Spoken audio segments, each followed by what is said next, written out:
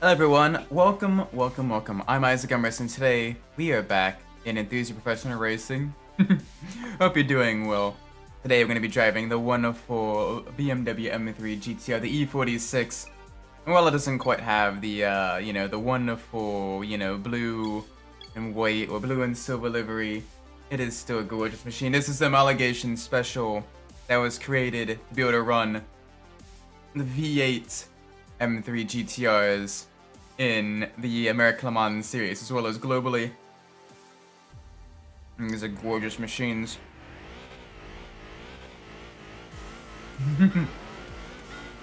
Welcome Ford Shelby GT, welcome Chicky, hope you both well. Yeah, we got some tough opponents out of us. We got a Viper. We got some Bugatti, the Dower EB110. We got another M3 GTR just to the left of us as well, so it's going to make a really challenging race, I think. Although low end steering is one of my better tracks. And I mean, look at this car, it is gorgeous as well. Lighter weight, more powerful than the regular M3.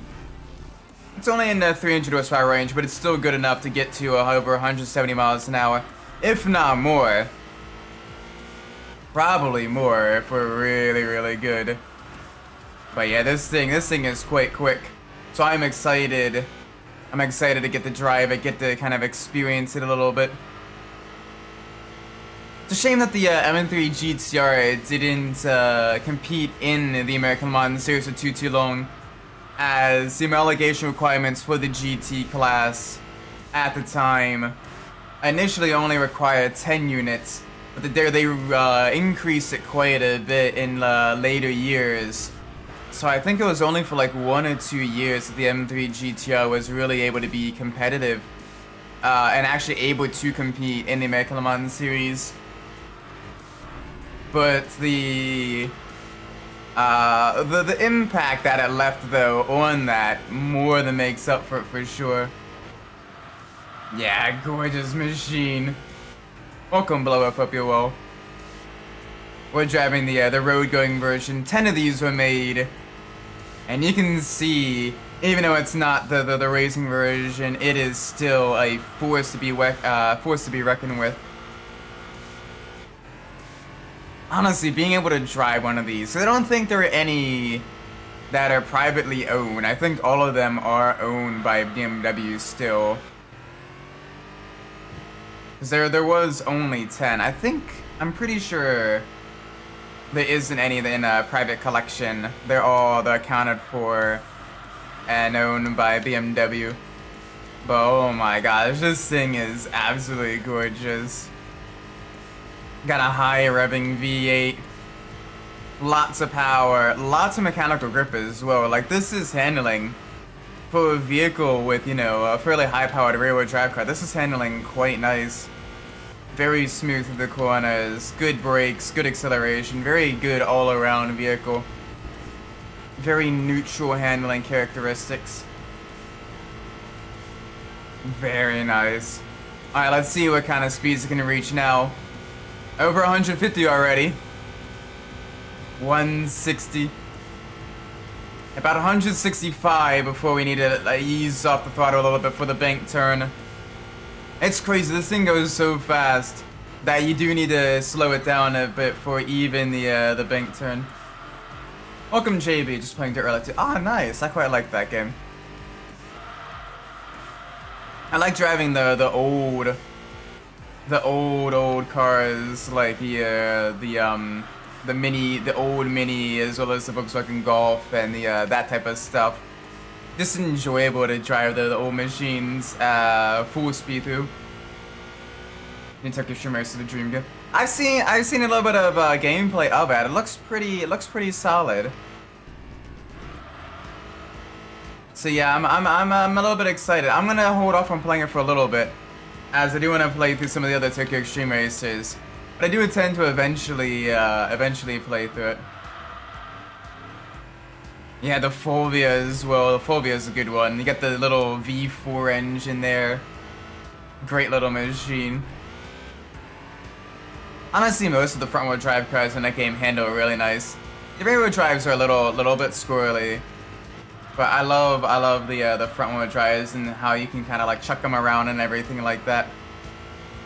Those are really fun. Plus, the game managed to make even the more slower vehicles, like the Mini Cooper or like the Citroen DS, feel absolutely alive.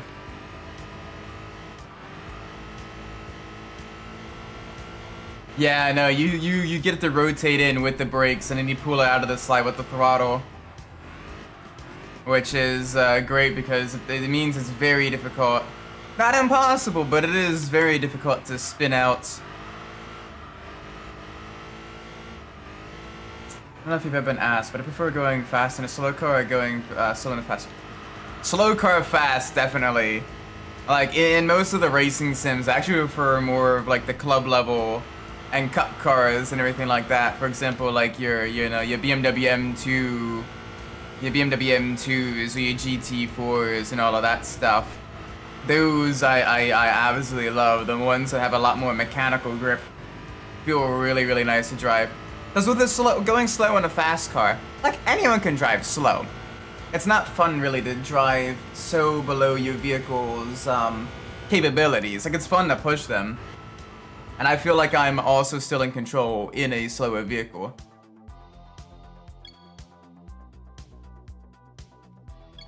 Which is why I like the, your slower kind of touring cars and all that stuff as well. Like those feel really good to drive. There we go, we got some grippy boys.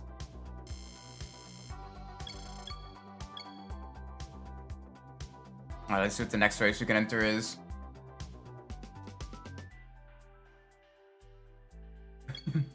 Wait if they have an offer and see. Well, right now it's early access, so it's gonna be a reduced price. But it's entirely up to you. Midnight, welcome. We're about to do some toge racing downhill against the Evo 7. Evo 7, I think? Yeah.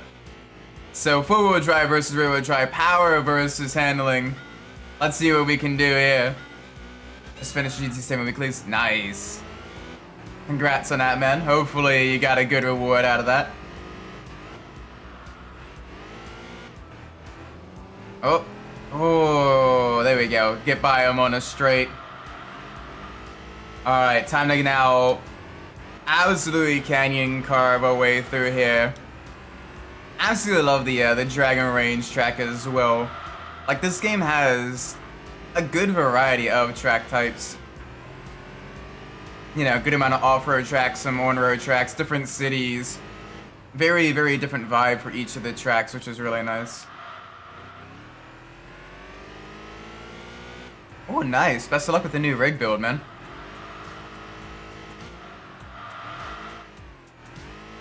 I'm keeping my rig for a while. I don't really have much intention of upgrading for a bit. Like it's doing me quite well. And I think right now I'm more so limited by skill than by hardware. Like yeah, I may eventually get load cell brakes, but otherwise not too much else I'm gonna really be trying to get.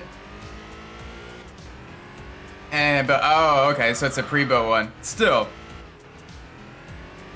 Best of luck with the purchase then. Looks like the 49ers aren't just bringing back, Ah, cool. Best of luck to them next season then. Alright, now into the high speed section. Ooh, down a gear. Down another gear. Get it rotated around, please. Does have a little bit of low speed understeer. But otherwise, not too bad.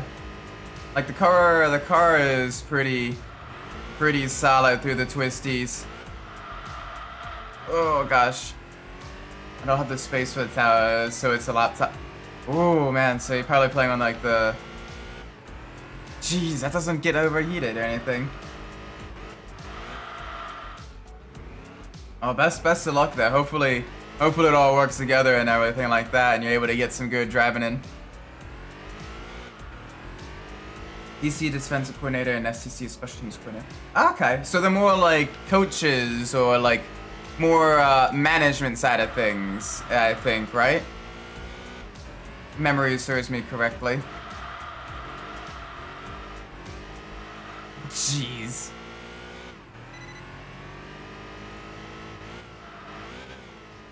Oh boy, okay. Not too bad. Not too bad. Nice and easy through the turns. Alright, who ended up getting pole for the GTP class? I haven't really I've been at work most of the day. I've been kind of busy getting a few things sorted, so I haven't really gotten a chance to take a look at it. BMW, okay. Not bad, not bad. I saw one of them was even racing the Lamborghini close to the end there, which is kind of funny. Ah, they're coaches, okay. Hopefully they do well. Hopefully they do well.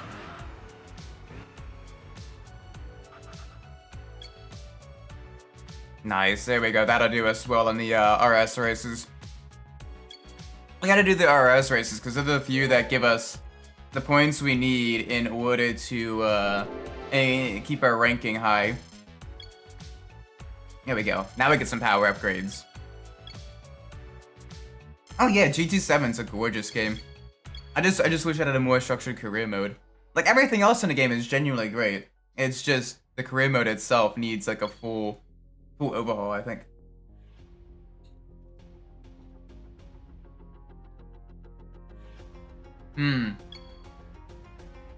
You might be braking a little bit too late. That might be causing an issue. Try moving the brake bias a little bit further rearwards. And seeing if you can't almost like Scandinavian flick the car through some of the tighter turns as well. Might help you get through some of the twistier sections. But yeah, dirt is a very different surface to get used to. Much lower surface grip. Very, very scary if you're not prepared for it, for sure. Now let's slide. Well, you do want to slide a little bit. You know, you want to get that rotation. And then you can get through the corners that way. Oh, alright, a little bit of contact there. Let's try to minimize that, yeah. And we got some high-end European sports cars here. Got the Aston Martin just behind us. We got a Caterham just ahead. Got a Roof. And we got the American Dodge Viper ahead. We may be racing on a Japanese track here. But man, it is a bunch of foreign cars. Oh, absolutely duking it out. Ow. If the Aston can get out of our grill, we might be able to get some pace. So we can use up more of the track. That Caterham is going to be really annoying to pass because it's super lightweight, but it's like absolutely parking on every apex, so it's able to out-accelerate us. But we can't carry the momentum through the corners like it can. Well, we can't carry the momentum through the corners when it's parking on the apex every single turn.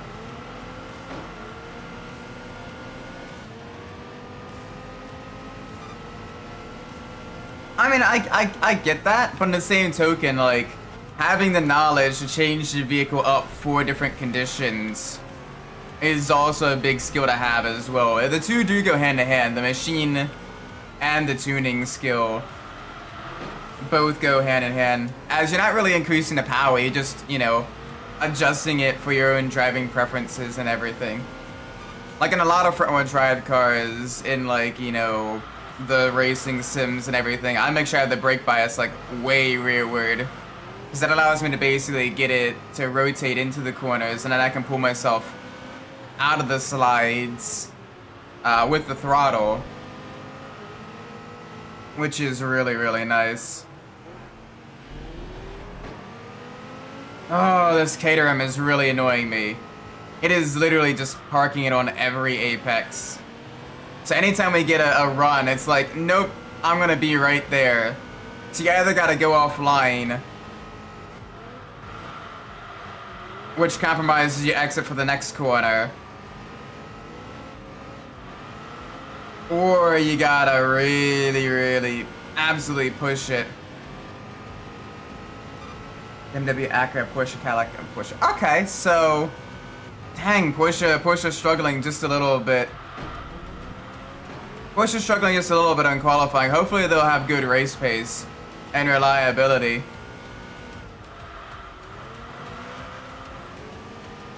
Alright, come on, let's get past the Viper. Oh, man. Alright, nice and easy. It's gonna go to the inside.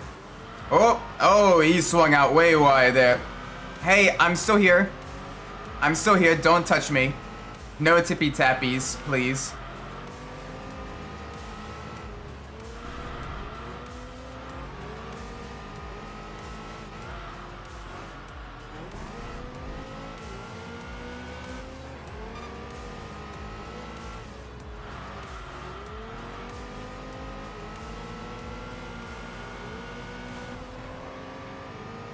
Alright, come on.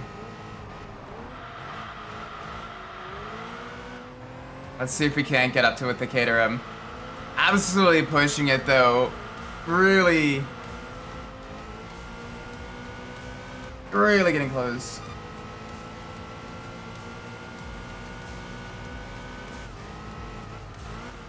Yeah, I guess I'm just used to like the GT style racing where setup, you know, with the cars all BOP'd and everything, setup will make the difference in a couple of tenths of a second, which is absolutely massive difference in terms of qualifying and race pace. So, I don't know, I'm used to, you know, fiddling around quite a bit with setup to kind of get it closer to my driving style and everything.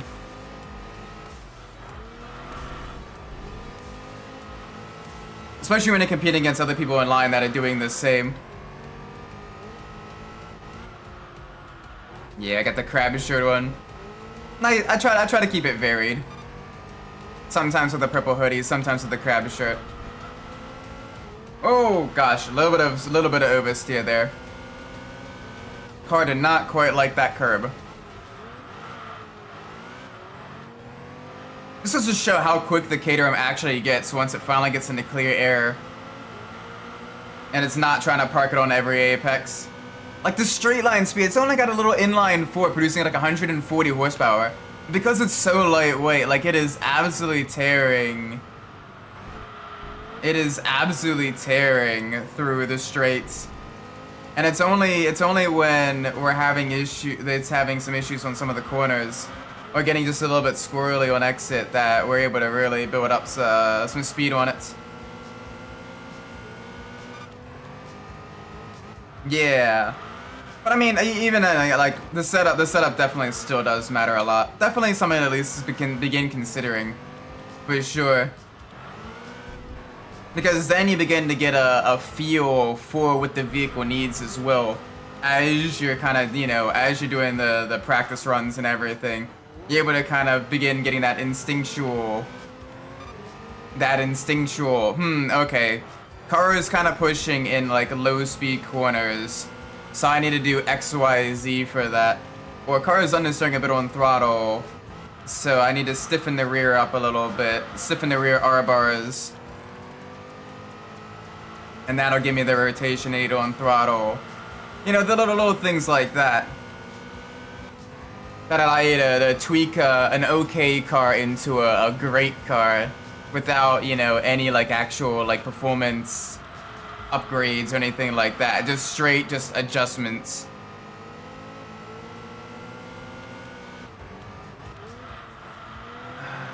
Like right now, I know I'm pushing into the mid-high speed corners, so I may want to increase the rake a little bit, lower the front ride height by like a click or two, because I can't adjust the brake bias.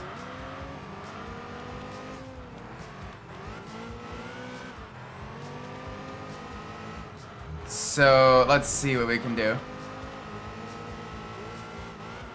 Oh, easy through here. Yeah, so if it's understeer on hard braking, you want to move the brake bias rearwards a click or two. And then under throttle low speed. So you may want to stiffen the rear suspension just a click. Probably match it with the dampening. And maybe one, if you can adjust the anti-roll bars, one one click stiffer for the anti-roll bars to the rear to get that rotation on exit. Maybe also open up the front differential. If the front differential is too locked, but that will slow down your acceleration a little bit, especially from like the very start. So a little bit hit or miss with that one. You get more turning capabilities, but you'll lose out on straight line acceleration and straight line traction.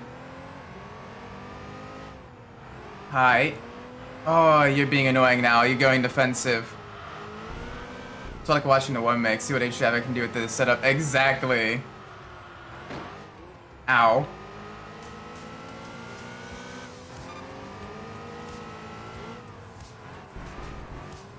Oh my gosh! Finally. Gosh, we lost so many Enthusia points by doing that. We're probably not going to get any upgrades this race just because it just kept, like, it would run wide and then it would like cut back on us, what have you. 5-second penalty to Ocon.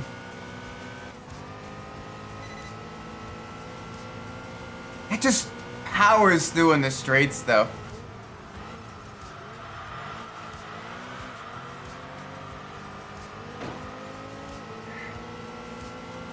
Like the sheer straight line speed of this thing, for a car that only has like 140, 150 horsepower, is absolutely ridiculous.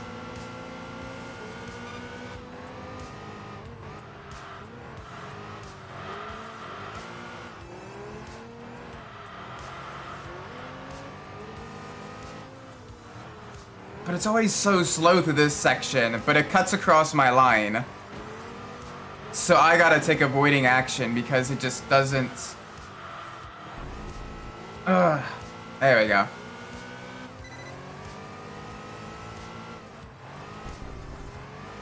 There we go, there we go. Alright, one more corner to go. Let's see if we can't hold on to the lead.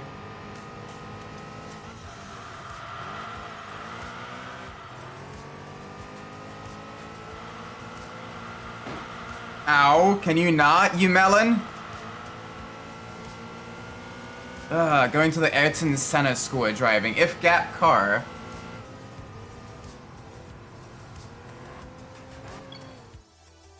My word. Alright. There we go. We at least won the race, which I'm quite happy about. Ooh, we did increase the tuning level. Oh, though the number of contacts we had with that caterum was unacceptable. That caterum driver was an absolute melon, constantly parking on the apexes, constantly cutting us off. Oh, man. Just a little bit annoying. Alright, let's see, we got a Sprinters Cup race. Ooh, I'm considered one of the faster cars. Let's do this. Heading to London.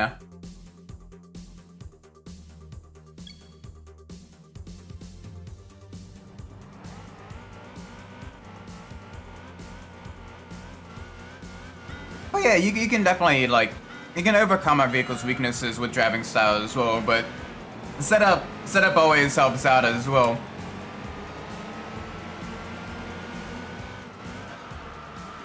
Oh, hi.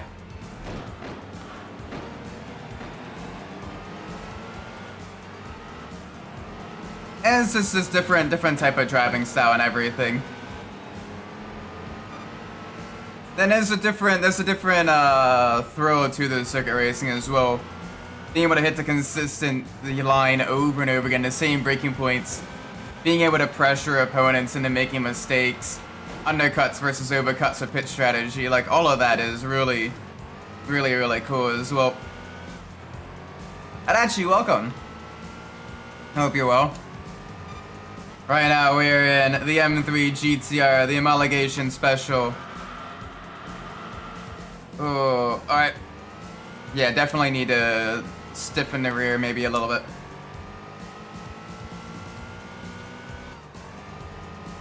Honestly, might be okay in like touring cars as well, as they can be thought of almost as like rally cars for circuits with their, you know, front-wheel drive, kind of lower horsepower, but fairly close battling, and momentum-based and aggression-based driving style. Especially like your TCR cars, those get real fun, but also real hairy, because you gotta set the brake bias, like way back. Oh, Trans Am would be pretty fun too. The big V8s, heavy vehicles with the two-frame chassis and all that stuff. Alright, come on, Vet versus GTR. Around the same amount of horsepower. The Vet is a little bit lighter than us, but we should be able to outdrive it, I think. Yeah, especially when I don't use all the track there. Oh, the AI does not like S-curves.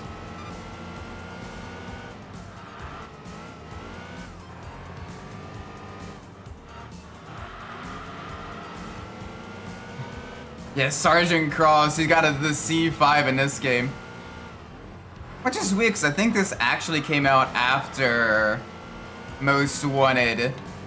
But it doesn't have the C6 Corvette, it has the C5 Corvette instead in it. Which I mean is pretty nice though. I do quite like the C5 Vets.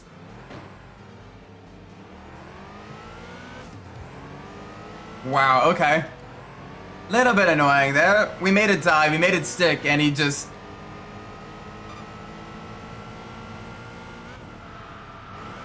Yeah, that works quite well for front-wheel drive cars, so you'll probably do well in like TCRs if you do want to try your hand at like circuit racing and stuff. Can you not rear-end me, you melon?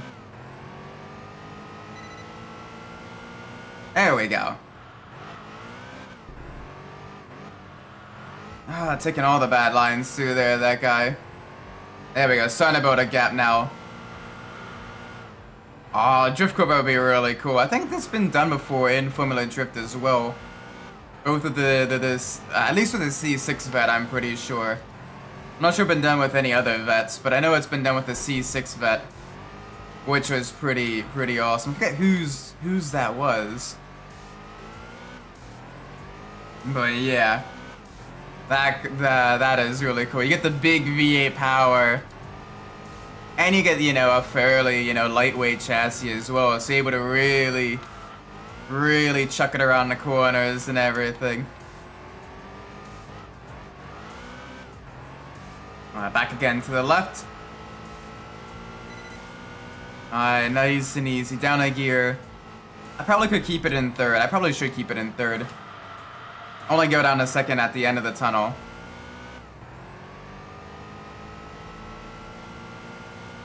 Alright, let's do this. Let's do this.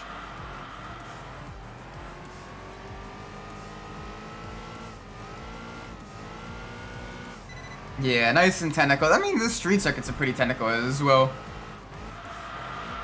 Boom. From what I gather, at least according to like in Payback, Sergeant Cross went back to the Rockport PD after getting tired of the Fortune Valley Police Department's corruption. So he went back to Rockport after that. After the year 2017, I don't know what he was up to. I'm sure he absolutely loses it a little bit each night. Anytime he sees on the news the, you know, blue M3 GTR in any of its appearances. Dude's like, oh, the one that got away.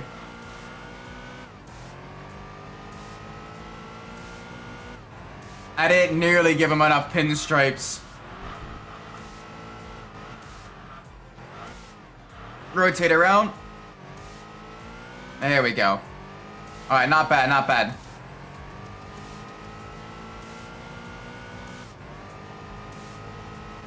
Holy moly.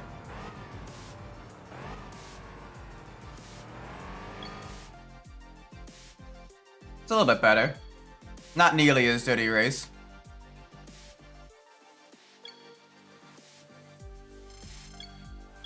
Yeah, they'd have to rework the handling though. Rockport, is a little bit too tight and technical for the current game's handling model, I think. Plus, I'm not sure they'd really be wanting to go back to Rockford without people clamoring for, oh my gosh, Need for Speed, Most Wanted 05 remake, please. Which, granted, would be pretty fun. At least, if not a remake, at least a re-release on modern consoles and PC again. Like, just for the sake of gaming preservation, I wouldn't mind that. But yeah. Alright, the Cobra's not gonna be a threat. I think maybe the Celica. Probably the Celica might be our biggest threat with its forward drive, but other than that, it should be a fairly straightforward race. Well enough, the worse conditions get when I'm racing, the faster. I guess maybe you're just kind of better at adapting to that than some other drivers. I'm not sure. I'm alright in wet conditions, but it definitely depends. Like, once the track gets to the point where it's almost flooded, that's when I kind of begin floundering. But like light to medium wet, I can be quite quick on my own.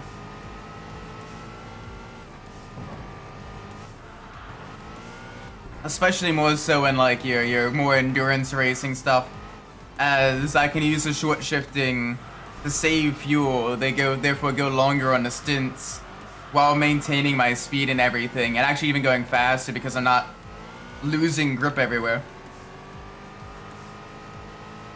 A lot depends on the sim and how fast you're going. And some of those GT machines, they're not too keen on water. High-powered front-engine rear-wheel drive cars, or mid-engine rear-wheel drive cars even more so. You gotta be real careful in the wet. Especially if it's an unexpected wet and you have a dry setup on. Because you can't really adjust too much once you're an hour and a half into the race. Oh, a little bit of a tap there. Yeah, we're making good ground here. Not really seeing any threats to our lead. I'm surprised the T-Birds held on to the lead for so long. But then again, it does have that Jaguar AJ V8 engine in it, which is moderately powerful. It had the later version in this game with the variable valve timing, just making just shy of 300 horsepower, which for early 2000s V8 is not bad. Yeah, they get the snap over your nose is terrifying. There we go. Get it rotated around the corner. Much better. Back to the left. Alright, a little bit of a course cut. Nothing major though. Nothing major.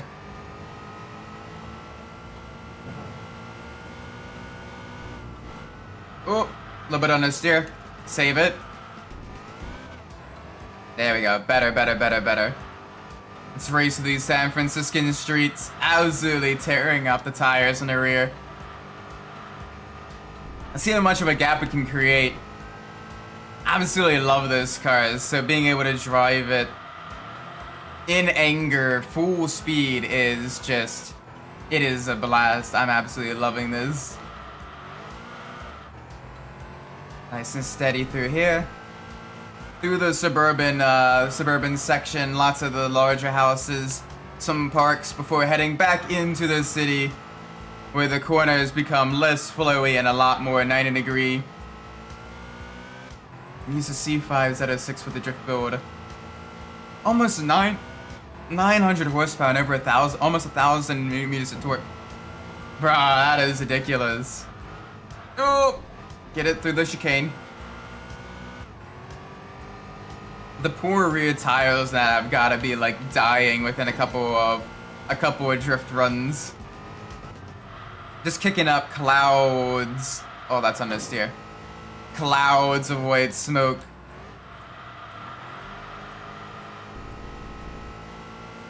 People look out into the distance. Is that a sandstorm?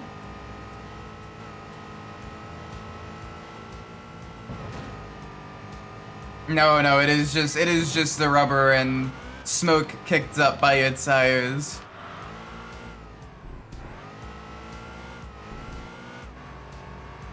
Yeah, the skin flicks. Those work well in a lot of the dirt racing as well here, even in Enthusia, which is an older game.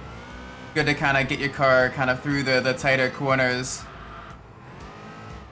You gotta be a little bit careful though, not to do it, to overdo it, because then you do run the risk of spinning it. The Viper's worse. Yeah, you got 2 extra cylinders.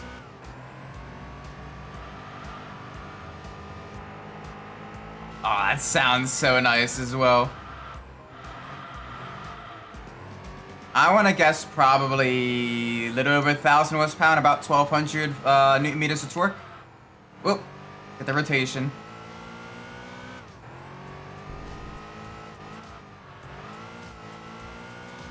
Yeah, inertia's a really funny thing. The whole weight transfer. It can help you, it can really hurt you if you're not careful.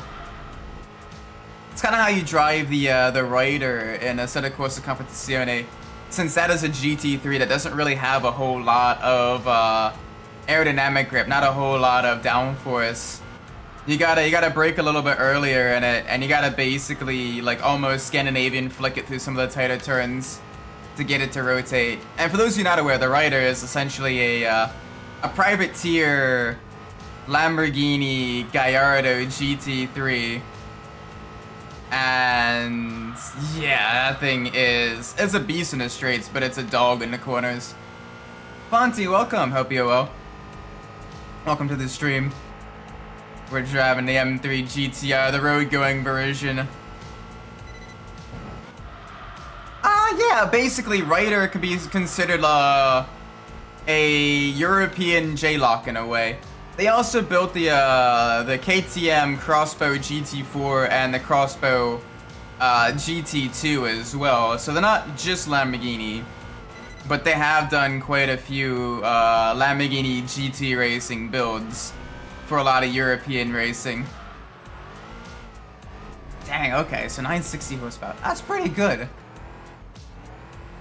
That is really good. Oh, I keep braking a little too late there. Gotta remember that the corner is a lot tighter than I thought. I keep thinking it is.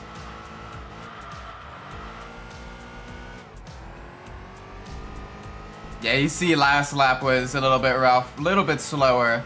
I'd say a little bit, like that was a full 3 seconds slower than what we normally did. It got a little bit bent out of shape there on the braking and a couple of corners. So let's try to get back into the 150 flats.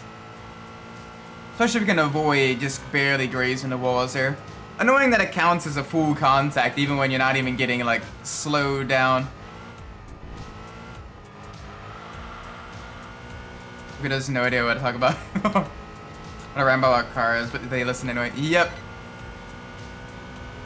I mean, it's the same thing with my wife in baseball. Like I don't know nearly enough about it, but like I like listening to her talk about it because it's adorable. Yeah, the F12 has probably got, what, over 1,000 horsepower? The Viper's got 960, and the F12 is even more powerful than that, then yeah, you probably got a very, very quick vehicle there. A very slidey car. Ooh, get under control. Little bit loose going over the crest there.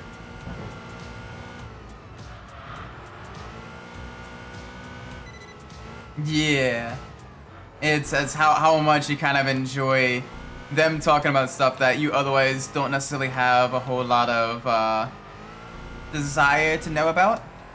It's one of those things where like normally I'm just not a sick and ball split type of person, but it's still enjoyable listening to her talk about it because like, you know, it's her, and I quite like her.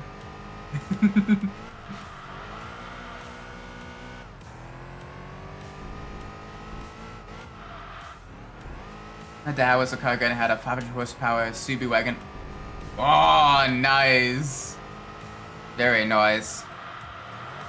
So that thing was probably built quite up because those EJ engines were a little bit sketchy over 400, so they probably had, you know, the forged internals and all that stuff. Almost 1,500 horsepower. Bruh. That is absolutely mental performance. For a drift car. Oh man. What, did you swap the FXX engine into it?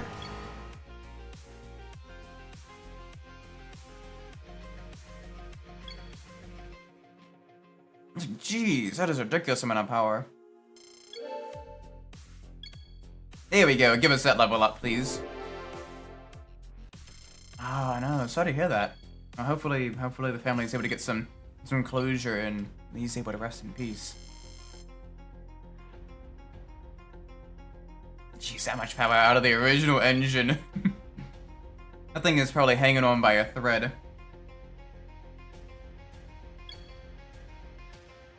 I'm doing pretty good today, Fonty. A little bit hectic at work, but otherwise, like, I'm enjoying myself. Ooh. Alright, so 2 four-wheel drive Japanese sports cars. The Viper and the Roof RGT. I've been in college again since last week, but it's good. Oh, nice! Best of luck on a new semester.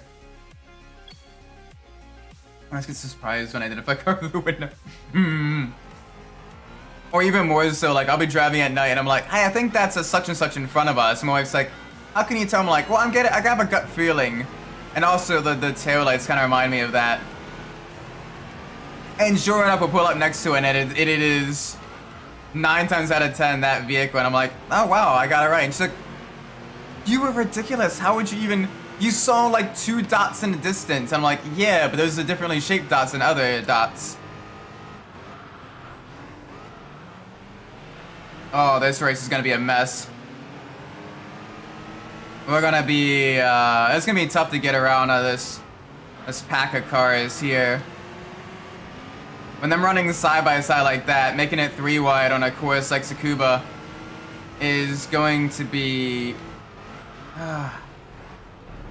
very, very tough. Especially because when most of them do have a lot more power or more traction than us. So they're gonna have a much better straight line speed advantage. Yeah. Oh, getting the reverberation through the tunnels as well. That's gotta sound really cool. Alright, field is starting to spread out now. Let's begin making our moves. Dive into the inside. Round the R33.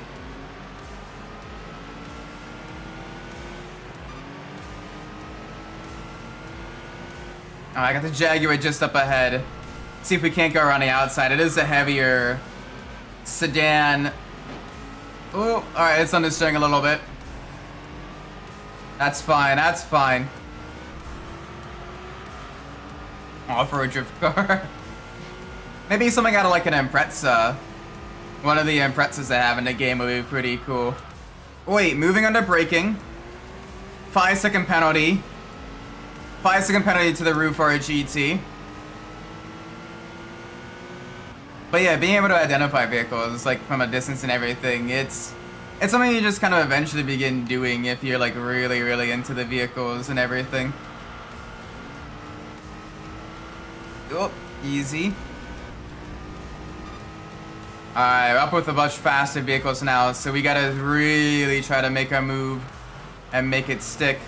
Ironically, the M3 GTR was built as a homologation special to beat the 996 Porsches. And here, up ahead, whoa! We have a 996 generation Porsche chassis that has been heavily modified by Roof. That's essentially now, we're now on even playing field, as that 996 has a lot more power.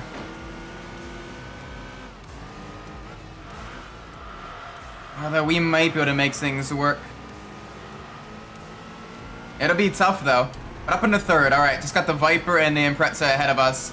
Plenty of laps to go. Alright, easy. Whoa, you're not gonna make a dive there, my dude. Don't try it. He thought about it. He correctly backed out.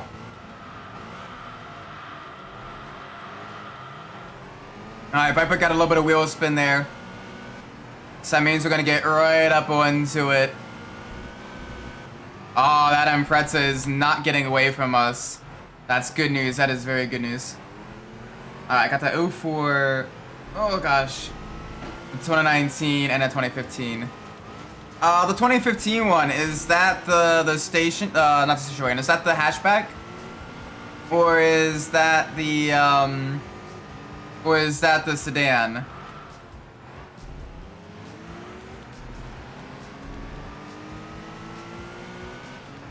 I think I have a time issue when they define the Dragon Balls. Yeah, hopefully, man. Hopefully you find what you're looking for.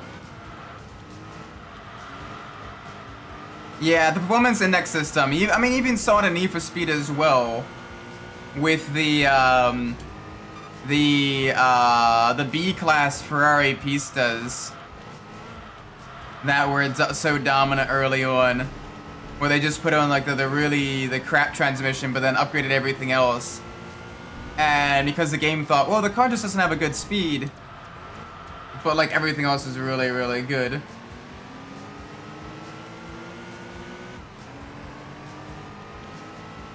But for the choice of the vehicle, Bloodwolf, I'm gonna go with the 04 Impreza. Give it a little bit more of an old school kind of JDM vibe. There we go. Viper's stuck to the inside. They're gonna be compromised on exit. They do got more power than us, though. A whole 2 extra cylinders and a whopping massive displacement difference. But we're starting to make inroads. Oh boy. Alright, it gripped up. That's good, that's good.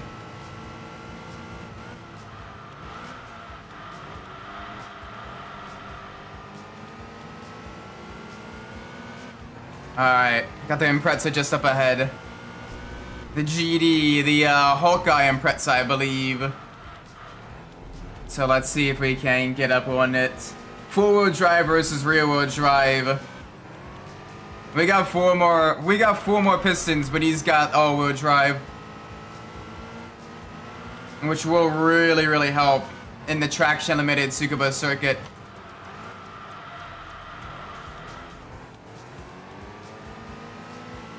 Come on.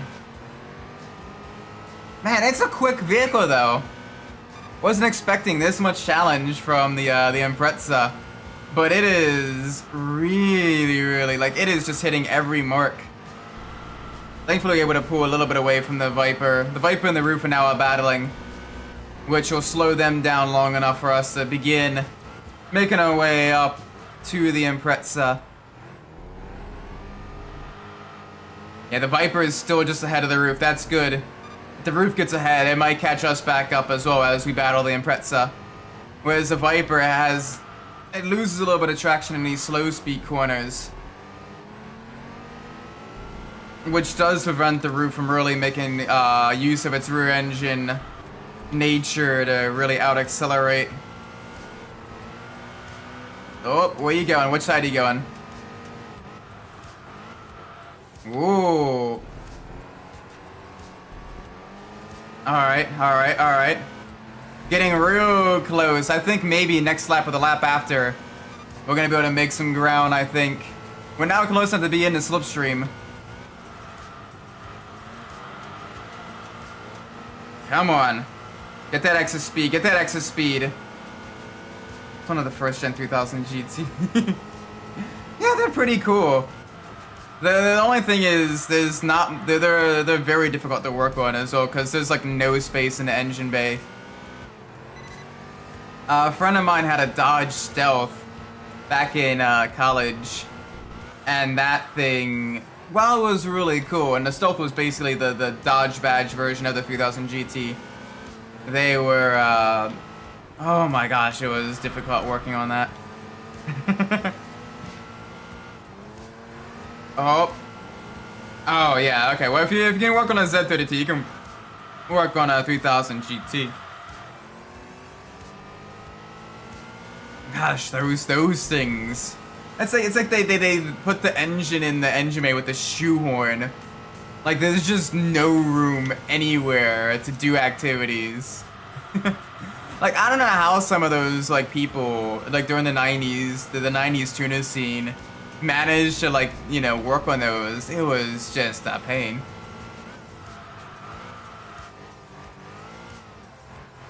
Yeah, the Dodge didn't have, you know, all the active air and all that stuff.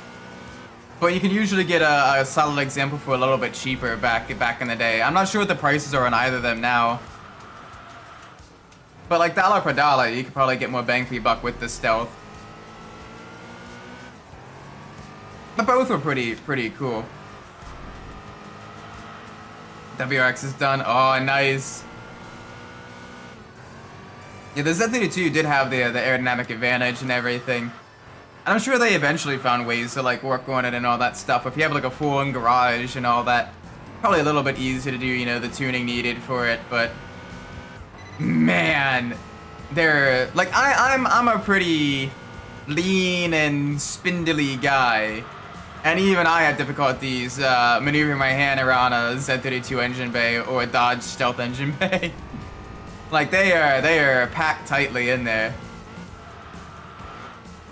especially if it's the turbo versions. Like holy moly, like there is zero space. Nice and easy brake at the curbing. Get it to rotate around. A little bit of understeer. Come on, give me that rotation. A little bit of a tap of the brakes. Get it through the turn. Those are GTs are like 10 to 40k depending on the year. Yeah, the later ones are more expensive because they have the OBD2 as well, and they have more of the kinks kind of worked out.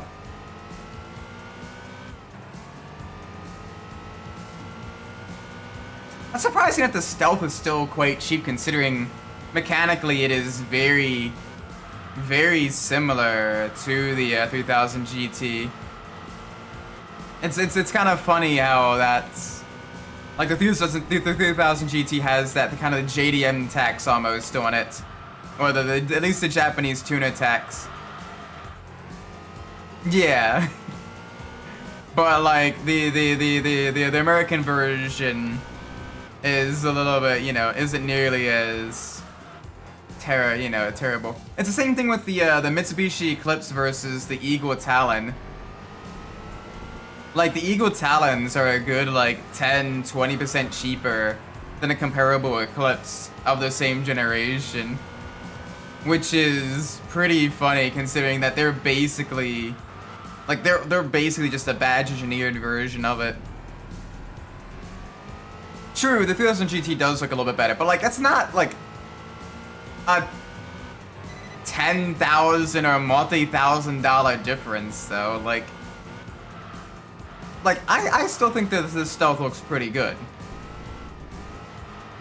but I am a kind of a sucker for like the 90s and early 2000s DSM cars, like the Neon SRT4 and RTs, as well as, you know, that type of stuff. You do have a little bit of the cool factor as well.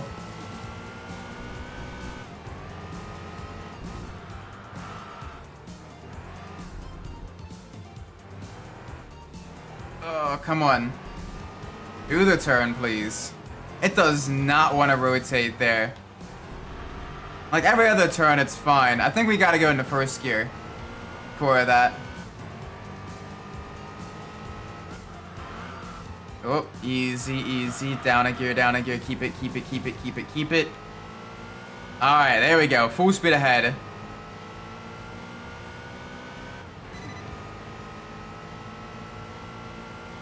Yeah, the Stealth is a little bit more of like a, I guess, a sleeper hit. It's the same thing with the Saab Subaru car. Like, it's basically an Impreza WRX, but it doesn't have the same kind of stigma, so it's cheaper to insure. But it's mechanically pretty much the same, just in a more refined body look.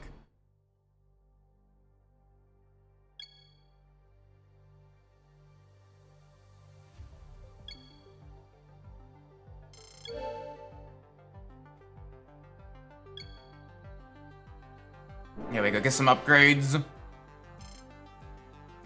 Yes!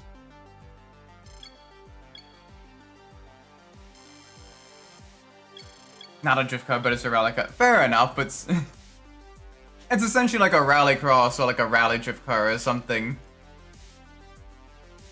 It's close enough. I mean, in rally you're doing a lot of drifting, so, you know.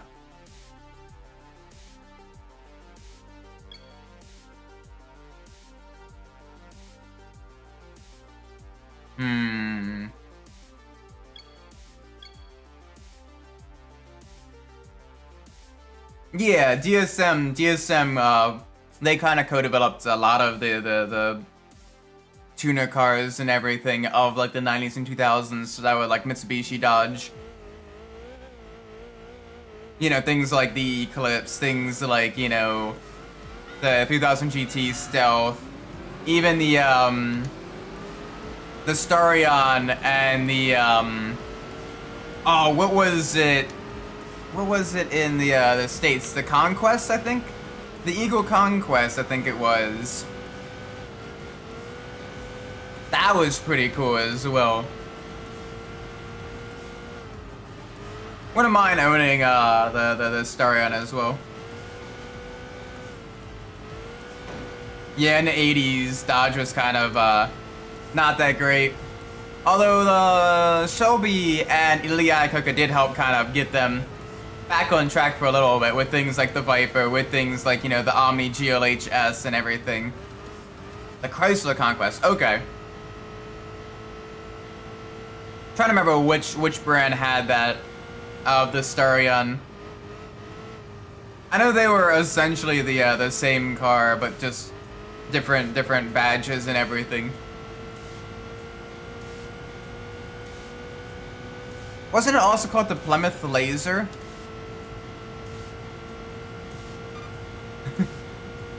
Yeah, the Dodge Omnis, as well as the Dodge. What was it? The Dodge Daytona was the long wheelbase version of the Omnis, the non-hatchback version. I think it was something like that. Oh, the Laser was the 1G. Okay. Right, it was the Plymouth Laser, and then it was the Eagle Talon later on as well. Gosh, getting them all sorted is tricky compared to just the Mitsubishi version, where it was like, this is the Eclipse, this is the Starion, this is the 3000 GT. Like all of that. It's kind of funny. Oh, come on. Let's get with the roof.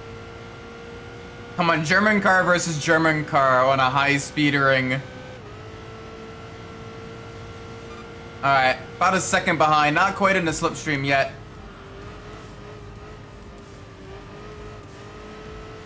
Oh, those ones didn't have the pop-ups. Nice! So there was a little bit of a difference as well.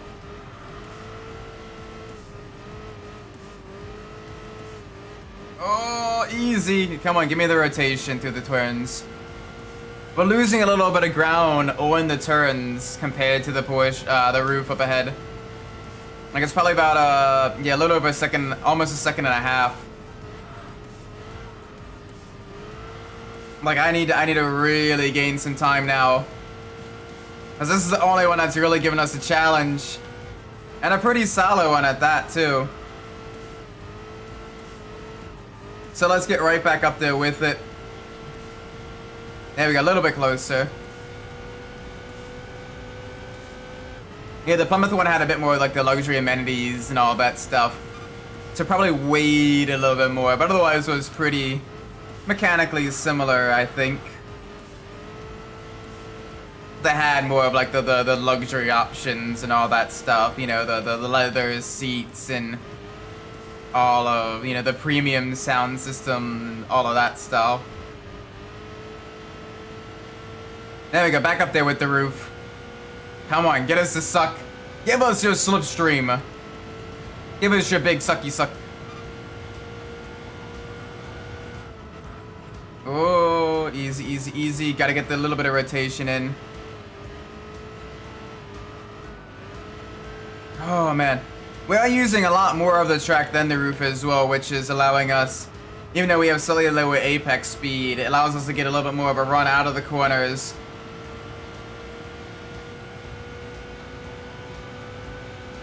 Yeah, the Eclipse and the Talon were a lot closer in terms of their performance and their design philosophy, whereas the Laser was a little bit more, you know, luxurious.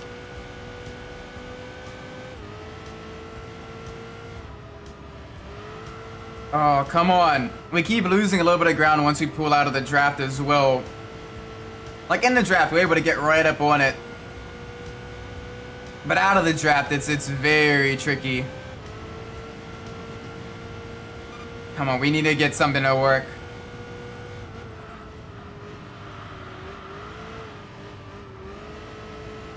Yeah, I'm not too familiar with the OG MSRPs for those vehicles. I know nowadays the Talon is a good like 10 to 20% ish cheaper for a similar condition. No, it didn't. I don't think it did. But outside of that, like, it was still a solid, like, if you wanted a good, you know, front-wheel drive sport compact car, like, the Talon was a very, very good option. Come on, come on. Let's stay ahead now. They're gonna have to try to pass us while we're using up all the track.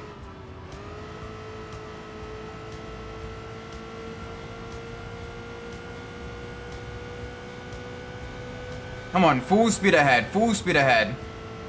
Let's do this.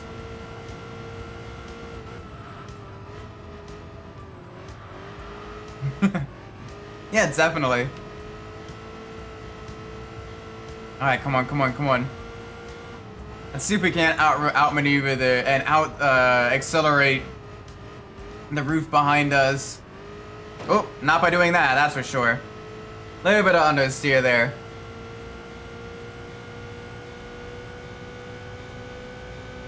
Oh boy. Alright.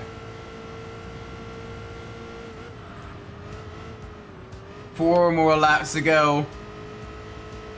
Essentially 4 more minutes as we are tearing through this course. Just constantly at high speed. We may end up lapping most of the rest of the field as we are a little over halfway done the race. And like we're basically like a half a lap ahead of third place, and gradually extending the gap. So we might be able to make this work. Oh, the understeer. The understeer is real.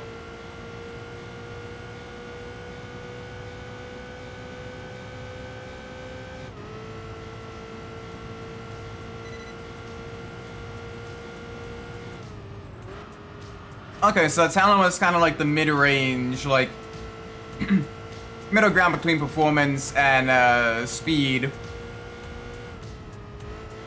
The Eclipse was more so like the sporty one, and then the Laser was more of like the luxury-oriented one. Okay, okay.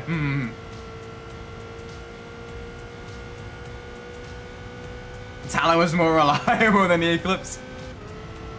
I wonder if it was due to the oh, what was the thing I gotta remember about the 4G engines? It was the number of bolts on the flywheel, right? Not the flywheel, something like that. Whereas it was a 5-bolt pattern, it was the bad one that had the crank walk. But if it was a 6-bolt one, it was the better version. Something like that. It's been a while. It's been a while since I've done my readings on Mitsubishi engines. I think that was the big kind of like engine difference in the 90s and the early 2000s. Was like you wanted the 6-bolt ones.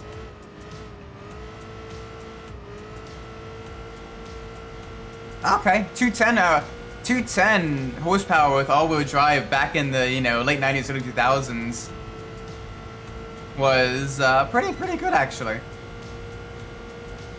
Yeah, it was. I mean, Mitsubishi used their 4G63 in a lot of things. The Evo, the Eclipse. They used it for quite a while as well. So you had different generations of the 4G, but I'm pretty sure you wanted the 6-bolt one, not not the 5-bolt one. Oh dang, we're lapping a BMW. Just goes to show the difference between the performance of the BMWs. Come on, easy.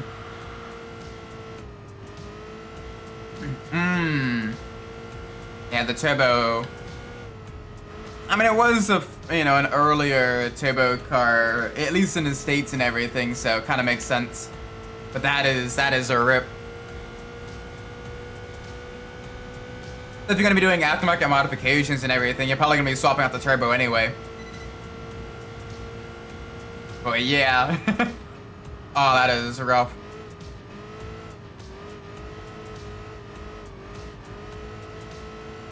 Alright, there we go, there we go. One more corner.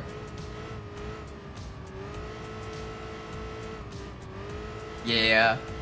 Some of us were the FFs. Still though, imagine being one of the people that had the forward drive talents. Like, that's gotta be super cool to drive.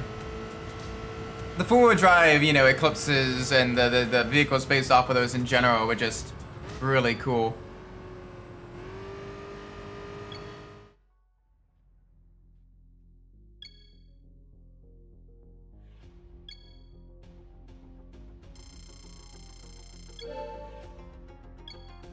There we go. Give us the level ups. Give us the level ups. Boom! Complete car.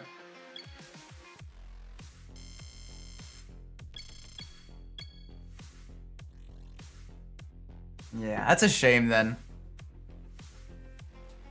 I guess it makes sense that the Eclipse is considered a little bit more viable. But still, like... The Talon is a pretty solid option as well. Dang, we have a lot. We have a lot of real sports cars still. Alright, let's pull up the random number generator. So we have 6 vehicles here. Everything from the Roof Turbo R to the Renault 5 Turbo 2. So let's pull up that random number generator. Get that display capture up. If it is a 1, it'll be the Roof. If it is a 6, it'll be the Renault. Oh, awesome. So that means we are gonna be going with the Roof. Yeah, the Renault 5 Turbo, not this time around though. Oh, this is gonna be nice. 4-wheel drive. Oh, look at all these colors as well. Yeah, I'm gonna get it in yellow. It's just a classic color for that type of Porsche.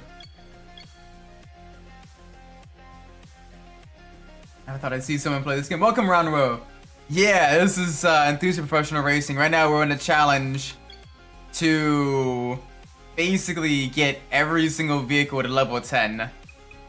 And that is gonna be a little bit challenging, but I'm all here for it. We've been playing this game for quite a while now. And I am absolutely loving it. Get a little bit more acceleration. Yeah, there we go. Renault 5 Turbo use do a Turkish Mr. Drift. Ooh. Ooh. Okay, 2 laps on the Nordschleife. We can do this. The King of the Year Grand Prix in a stock Roof. We might be able to do it. When I first played it, blew my middle school mind. The cars sound like the cars should be. Yeah. Honestly, like, I really liked this this game quite a bit. But I also like the Gran Turismo games as well. Both of them, like, they occupy just a state in my mind back when I was a kid. And they were frequently some of the most played games on my PlayStation 2. Soundtrack's pretty good as well, though it does some of the songs are not as good. Like the the Pacific Gateway song was pretty annoying. But the Nürburgring Suite one, that was really good.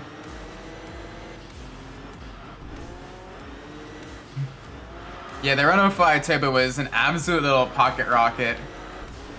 Like, I absolutely love the little rear or mid-engined hot hatches that the French made. Yeah, like some of them are pretty good.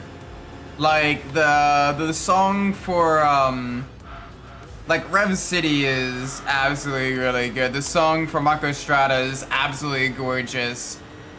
The song for, you know, the Nürburgring is really good. Then you had the Speediopolis Ring, which does get a little bit repetitive. And then you also had the song for Pacific Gateway, which is pretty not good.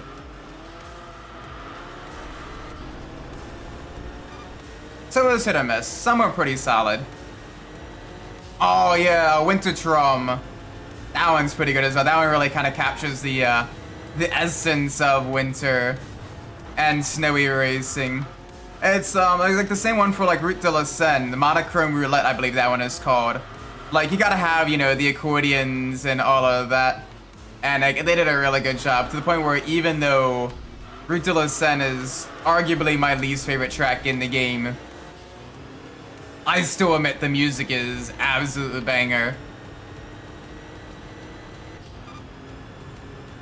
Alright, so we probably don't need to quite have the vehicle set for acceleration. Oh gosh. Car is a lot quicker than I expected. Car's a lot quicker than I expected. Get it under control. Under a Blue Sky was great too. Which one? Which track was Under a Blue Sky? Was that the bridge level?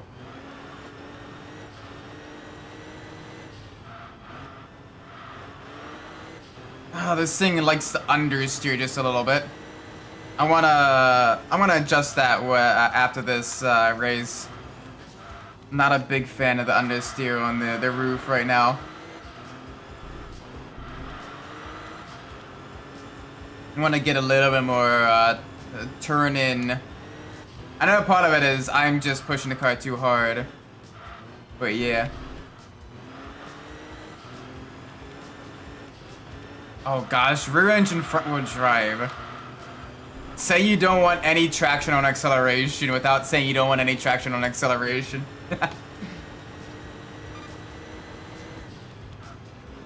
You basically made an understeer machine.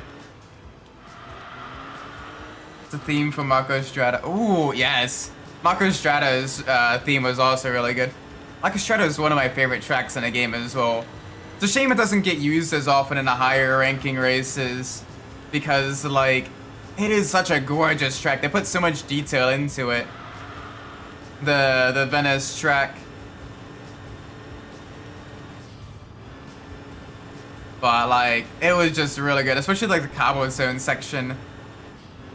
Wish it was used more often, but there isn't nearly enough Italian cars in the game for it to appear in the high ranking races. Somehow quicker than an F40. Wow. Also, welcome to Realness. Hope you're doing well. Right now, we're on the King of the Year Grand Prix. A 2-lap race around the Nordschleife. And it is a little bit tricky. We basically got 2 European supercars. 1-2. We got the Dower Bugatti EB110 in front of us. And then we're in the roof Turbo R, the four-wheel drive roof. Even had the Citroen hydropneumatic suspension. Matiz le car. Ah, this thing. Like, I don't have the front differential locked. Why is it, like, as soon as I go to get on the throttle, like, it just immediately pulls out of any rotation?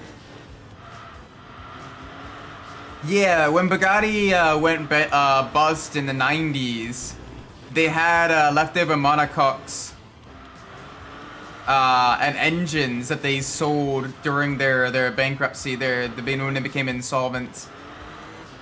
And Dower picked it up and basically sold the Bugattis as Dower Bugatti EB110s, and most of them were the SS chassis as well, so the higher performance versions, and that's the one that's in this game as well, is the Dower EB110. Yeah, the Enthusia. The roof is so good. It's a little bit understeer. I gotta adjust that before the next race. But yeah. Matisse is a fictional French brand based on the Renault, Citroën, and Bugatti. Nice. Combining all those the French brands. Well, minus Peugeot, but you know, it's Peugeot. Alright, easy, easy, easy. Get it through the turns. Get it through the turns. I could probably also reduce the acceleration on this. I'm gonna run out of gear on the Dottinger, so it's gonna be a little bit tricky. Levitt says also come to be engineering donuts. That is true too, yeah. Oh, come on, go, go, go. V16, 230 horsepower. Bruh. Alright, so yeah, we can definitely go. I mean, this isn't bad. Topping out at 182, we could probably go a lot faster. So yeah, I'm gonna set it more towards top speed after this run. But still, 182, 183 stock. That's not bad. I'm gonna try to get a little bit more front end bite going into the corners after this, as this car is understeering just a click, and I am not the biggest fan of that. But I'm slowly getting used to it. Like, we're pulling away from third. And this should give us enough distance on the car and a good enough position. Yeah, previously I had set the vehicle a little bit more towards acceleration, but I'm gonna adjust it a bit more for top speed. Wasn't expecting it to have that much straight line speed, considering it didn't have that much more power than the Bimmer that we were just in.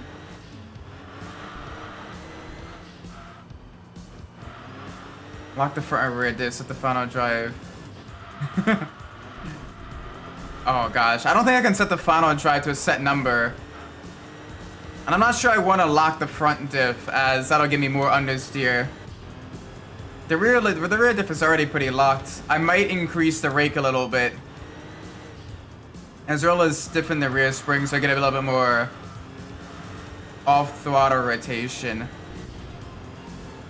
Favorite sounding car in Enthusia? Probably the Impreza rally car. Especially once you get the upgrades in it. Like, that sounds really, really good.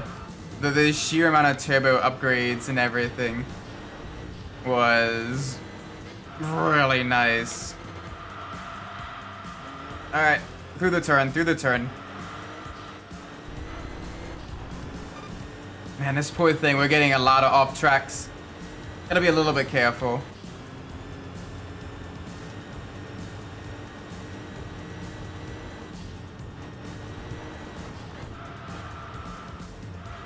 Oh boy.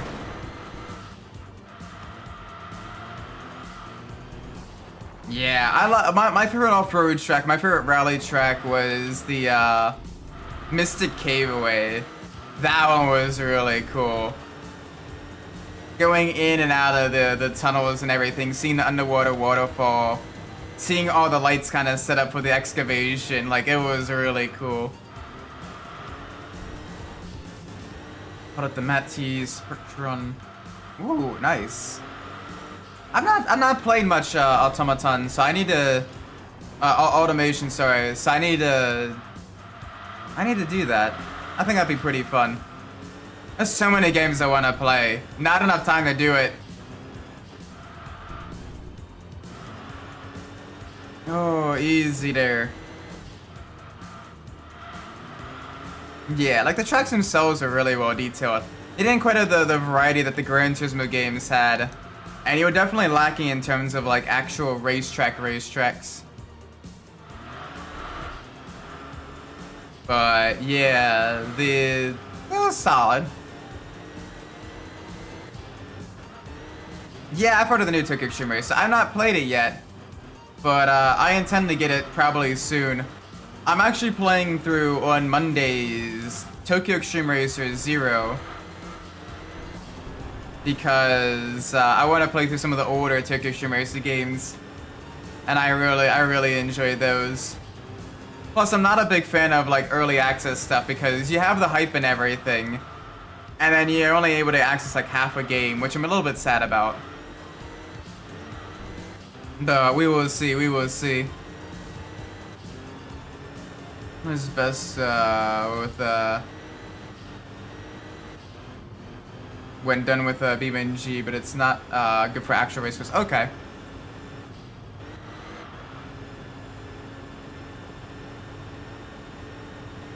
Assetto Corsa Evo. Yeah, a little bit sad about that. As someone who does quite like Assetto Corsa Competizione, like, there's not a whole lot of overlap in the cars that are currently in the game, so it's gonna be a lot of one-make races and stuff right now.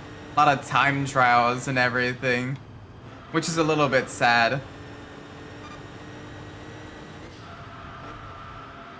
I mean, from what I gather, like, it's a fairly complete early access. It's basically like you have the first half of the game.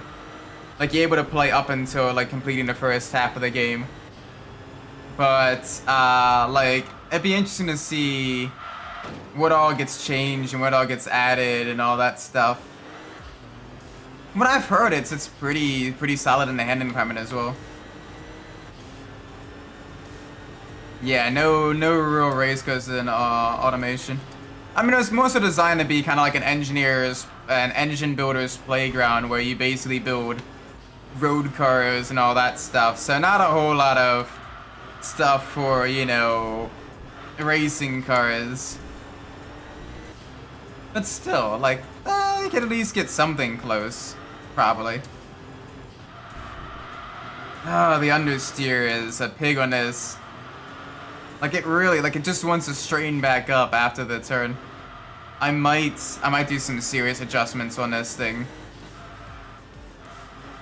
Because that is where I'm losing on the ground, whereas it just wants to, like, it starts to turn in under braking, and in the beginning they kind of roll off the brakes, and it's like, nope, straightening up now.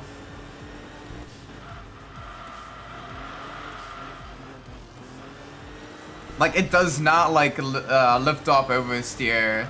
You can't really do that with the car.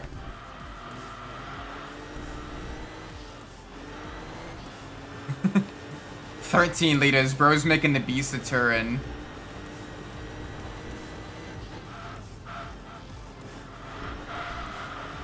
Alright, easy, easy, easy, easy, easy. There we go, watch the understeer. The fact that we're keeping pace with the Dower EB110 as well is pretty good. Especially considering this is pretty stock. Welcome, Petra. Hope you're well. Ooh, easy, easy through the turns. Not too much further. Have any IRL cars? So yeah, IRL, I drive a Corolla. It's not fancy, but I have a lot of good memories with it, you know. I don't really have a garage or anything like that to really, you know, work on, like, any project cars and stuff like that. So that's, you know, kind of on hold. But it'd be kind of cool to maybe eventually get a project car or something.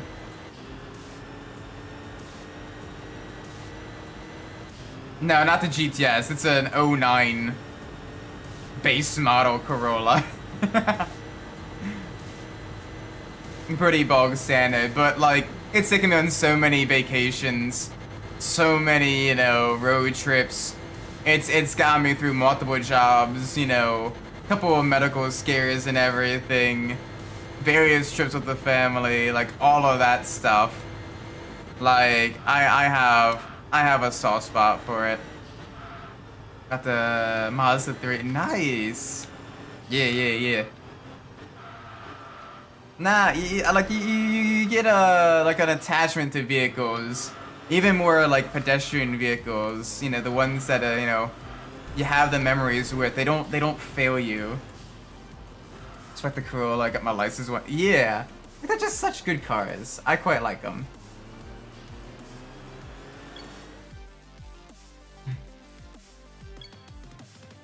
I mean, good luck getting one of those, man. Some of them get a little bit pricey. You do need to be a little bit careful. But best of luck. Hopefully you're able to get something like that.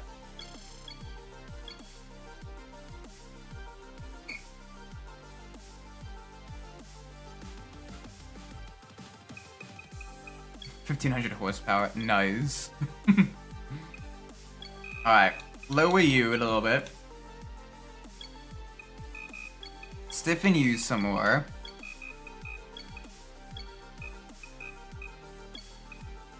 And I want a little bit more top speed here.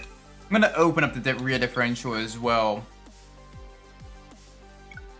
Yeah, it's nice. Corollas are good cars. 250. Bro made a boat engine. Bro made a boat engine disguised as a car engine. Ooh. I got a few high-end cars. So we got the Ford GT, we got the Roof RGT, and we got the Caterham as well. Very nice. It was based on the boat engine. Nice.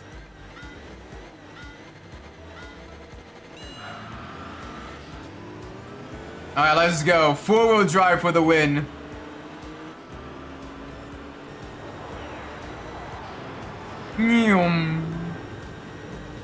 Seeing all the colors of the jets and the smoke trails go by was always so cool for this course. I also like how low in steering it looks like a kitty cat.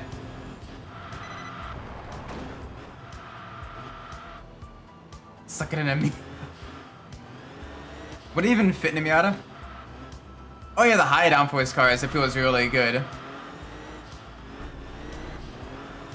But even in like the regular pedestrian vehicles, like it's enjoyable to drive.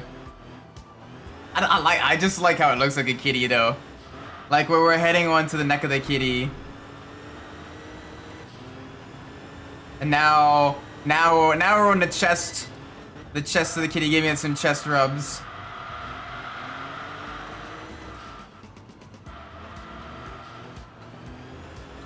Did some top forward. And just poking out every which way. It fits, don't worry. Into the hairpin, into the front paw. Like it just randomly understeers. There we go.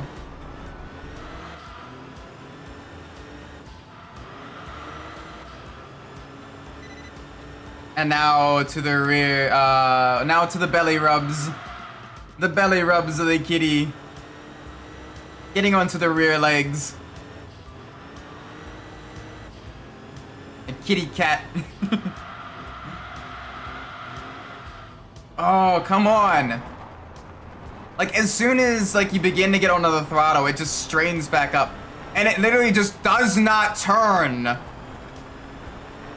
Thank you.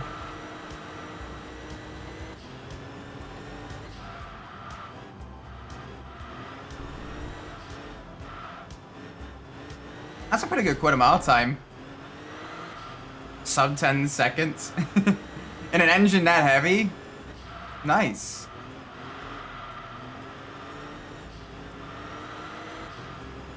Like it just doesn't, like the front just does not bite on this thing. Like you see, like as soon as I begin to get onto the throttle, the car is like, all right, going straight.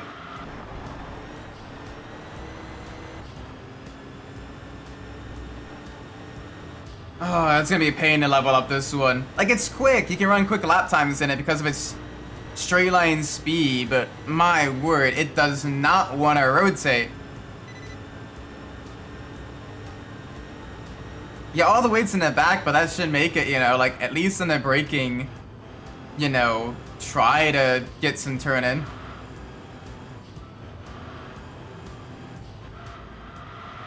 Maybe.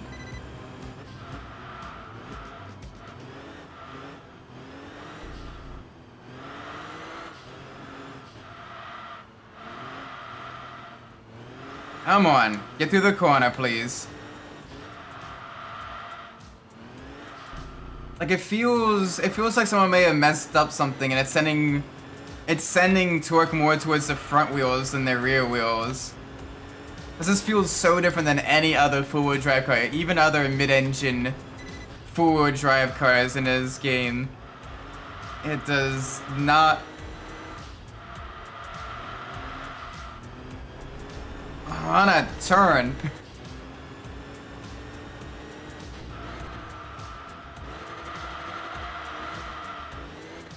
There we go. Get through the turn, please. Please? Like, it starts a turn, and you begin to get back on the throttle, slowly, and then the car is like, nah, I don't feel like it anymore.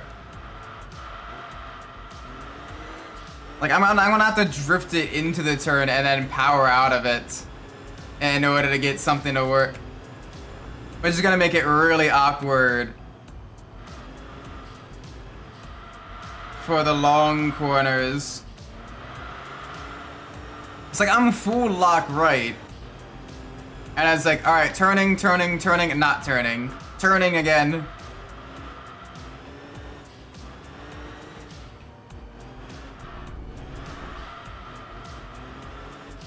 Oh, come on.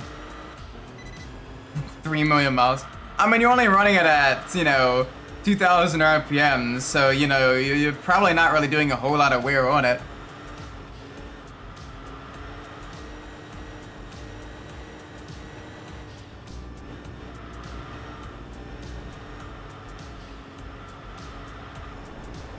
Okay, turn! You pig!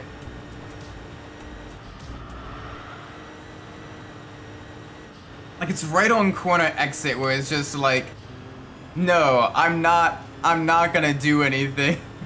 I'm gonna go straight.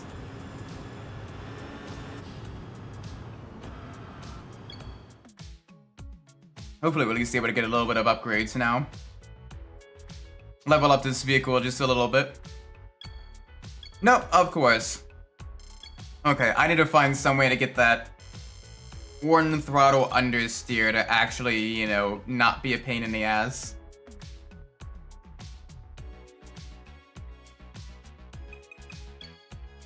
Alright, let's see.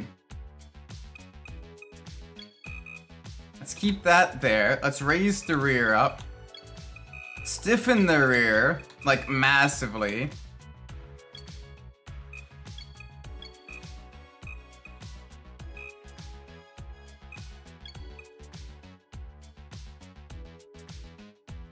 And let's lock the rear more. That way we might be able to get the rear to like step out then.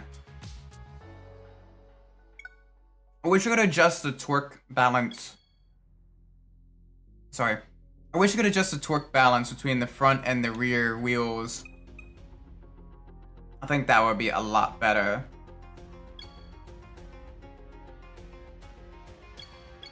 Alright, Tsukuba, let's go. In the wet.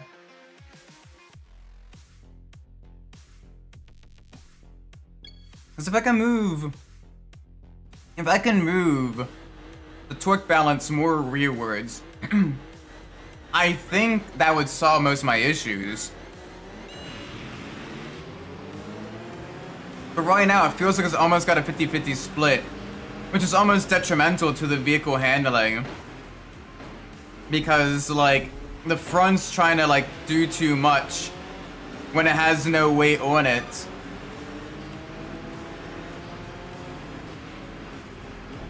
Whereas if I got the rear to do more, the front could then have more grip free for turning. Which would be at least a little bit more helpful.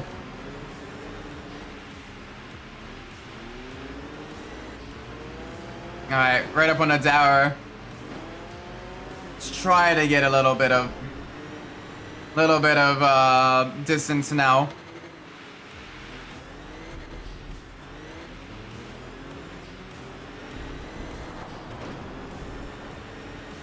Jeez, that's a heavy engine.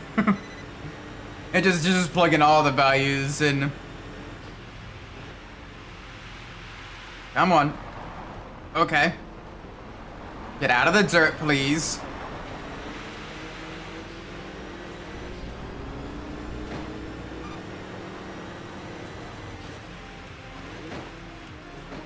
Alright, there we go. Back up into first, please. Maybe. But let me get around the corner.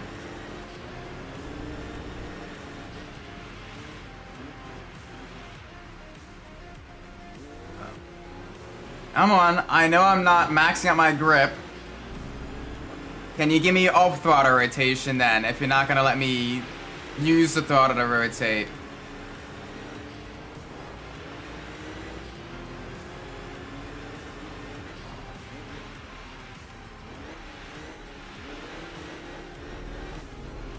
Alright, here we go, here we go. Alright, let's get back up to the Nismo. It's got around 400 horsepower, so about equal in power to us.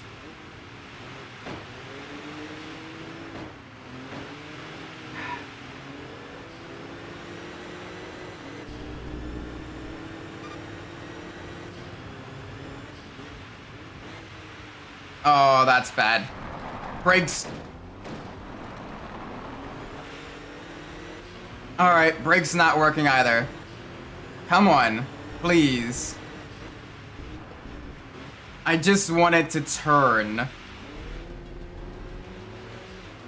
Also, Petra, you have already asked that multiple times. My dude.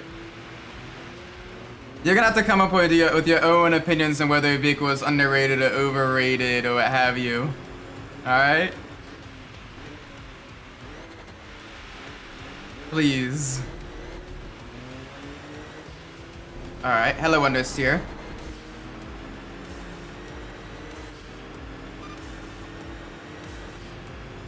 Alright, come on.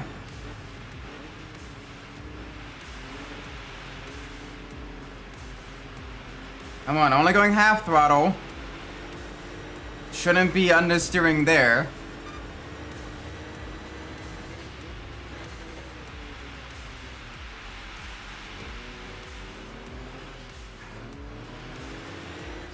No, all good, just, you know, it's alright.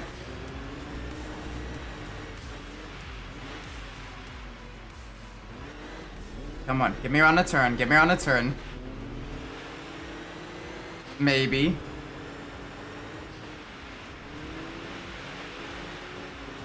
Come on. Easy there. Let's try to get back up the Nismo. Maybe get an overtake done so we can win this.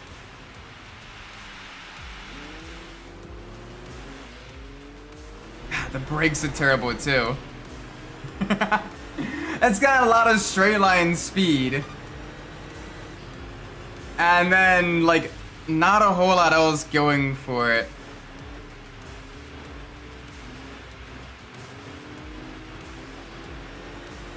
Oh, please. Get into the rotation. Gotta brake way before the hill in order to make the apex.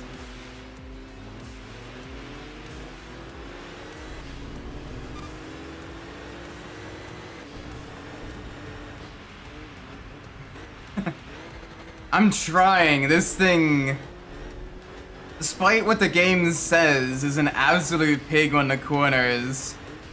It does not like cornering one bit. It does not like braking.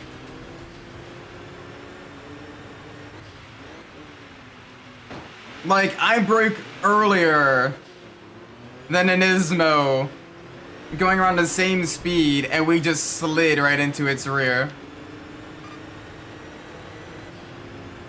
It's gonna make a very tricky... It's gonna make it very tough to overtake for sure, as it matches us on straight line speed, and then has, like, no grip anywhere else. Like, I'm braking before the access road, which is like the earliest I've had to brake on the wet Tsukuba circuit on like any car. And it just does not want to turn. Like, I got this thing set for like crazy oversteer, and it is still just being a little bit of a pig. Yeah, it's the Porsche moments. This is why I like driving in like the actual sims. Like my GT cars, I prefer the front engine GT cars.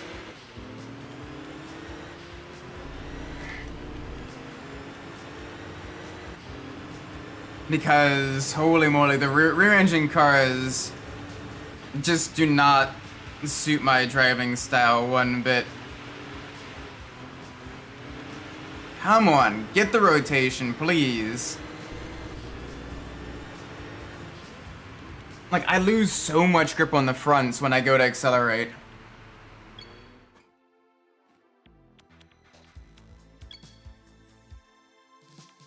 I don't mind rally racing games, although my main sim is ACC, Assetto Corsa Competizione. So I do more like your GT3, GT4 type cars, all that stuff.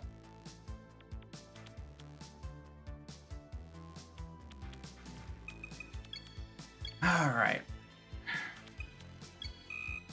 Lower the front some more. Massively stiffen the rear.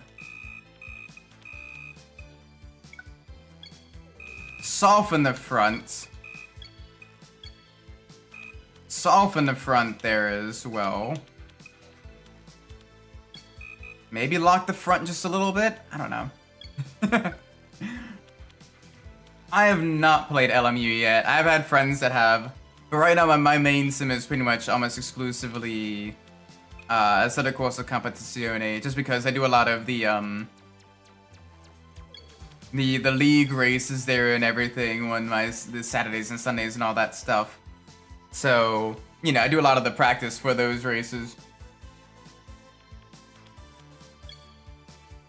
I may eventually do some like race room stuff as well, since that's a free-to-play game. And also race room has a little bit more variety in content. That's expensive, a little bit lower player base than ACC. Alright, let's try to have a cleaner race.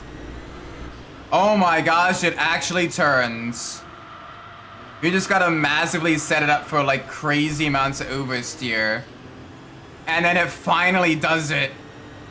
It turns.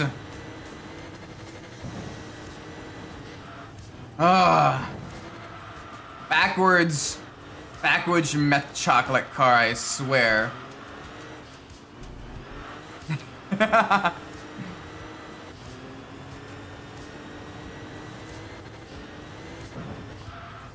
Alright, easy. Down in a third, keep it in third. You don't want to bang it off the rev limiter too much. Oh my gosh, this actually feels good to drive now. I don't know, the muscle car is at least predictable in their sliding and understeering, where you can use the brakes to shift the weight to the front, and then use the throttle to rotate it around the corners. I figured out what I need to do with this one. I basically got to treat it more like a front-wheel drive car instead of a four-wheel drive car, where I literally like use the brakes to rotate the thing like fully, get it almost sideways to the corner, and then power out of the slide. But in order to do that, I gotta set this thing up to be like really twitchy off throttle, and then basically pull out of the slide with a little bit of a locked front diff. It's still rough on the brakes though. I gotta brake a lot earlier than I think. But otherwise, this is quite quick. I mean, they are quite heavy. And I do got that live axle rear suspension. But like, dollar per dollar, they'll still hold their own. Gotta stop touching stuff.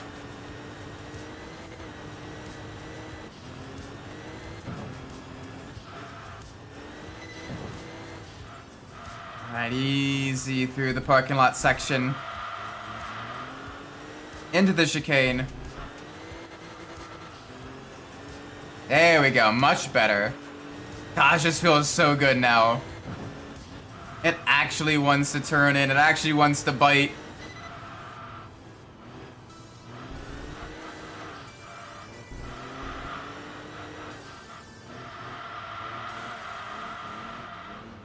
Easier. So eating tacos. Ooh, nice. Num num tacos.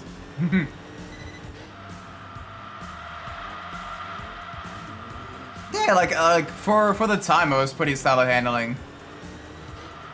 But you still had the limitations of the live axle, the livery axle. Yeah, some of them did. They did have the leaf springs as well. But like, dollar per dollar, there was still good performance for your money back then. Nowadays, they're a lot more expensive because they've appreciated in value and everything. But so we have a lot of the European sports cars back then that they were kind of competing against, so...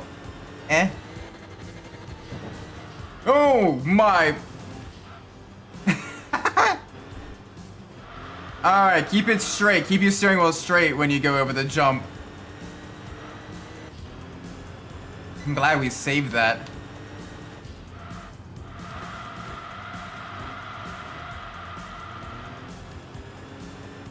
Yeah, it was basically for, well, one, it was inexpensive and cheap to do. And two, it was, again, you know, for the oval racing and all that stuff. Oval racing, drag racing. And they were a lot lighter as well.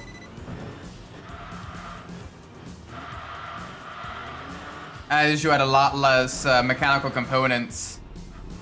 So they were lighter as well. So you get a better power to weight ratio out of those vehicles, as opposed to, you know, your rear multi-link suspensions and everything that have multiple, you know, cross members and all of that stuff, control arms and everything.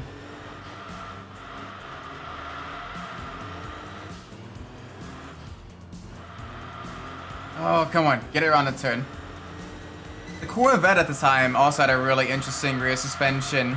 It had a single transversely mounted leaf spring that allowed it to essentially have a very lightweight rear suspension, but also having independent rear suspension. Yeah, well, they had also had a lot less displacement too. So. He's probably talking about the BMW 2002 Turbo, which had around, what, 170? 180? Something like that.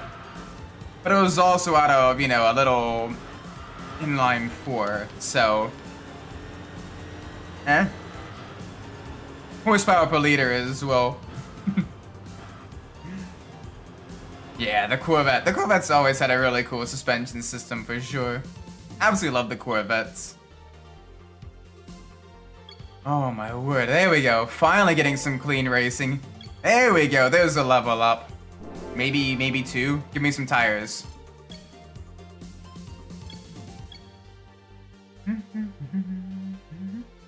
There we go. Our ranking's gonna start plummeting soon. True, yeah. It was one of those things where... And part of it also comes down to the road tax as well with those cars. Given that in Europe, vehicles are taxed based on their fuel efficiency and everything. Hence why you had the Citroën 2CV. Because in France, its road tax was for 2 cents.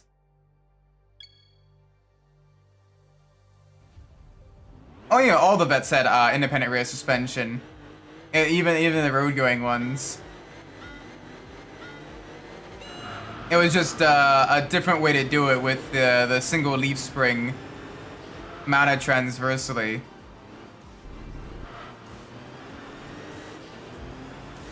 But yeah, it was because the muscle cars used a lot more fuel than the European counterparts.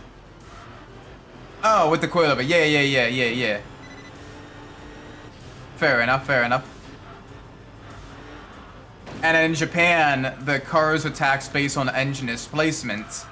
Hence why K cars are so popular there with the 660 cc's. As that's like the maximum for like the lowest level attacks, if memory serves me correctly. And so, you know, that's also why the rotary is really popular in Japan compared to the States, because it's technically classified as a 1.3 liter engine, but it makes a power of, you know, nearly 3 liter inline 6 engine of like the RB and the 2JZ and all that stuff. So they were popular as essentially like a Japanese quote-unquote muscle car, where cheaper to own, but, you know, they still got that, it's basically cheap horsepower. Yeah, in Europe it was basically either displacement or fuel efficiency that they taxed on.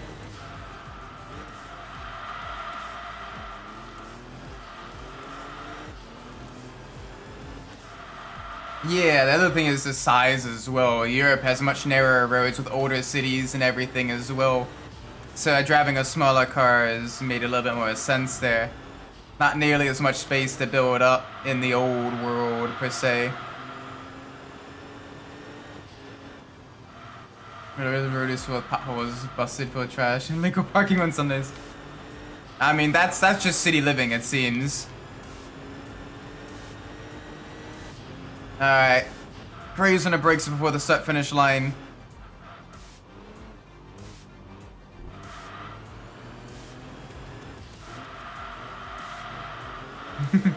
Yeah, now also missions as well. Yeah. Absolutely ridiculous. Like the road taxes and everything. Like, jeez. Yeah, muscle cars basically are what happens, how to get cheap horsepower as, or how to get horsepower as cheap as possible. The European cars are basically how do we get performance out of a small package. And Japanese cars are basically how do we get as much power out as small displacement as we can. Which is why you have crazy engines like the Honda F series, which are over 100 horsepower per liter.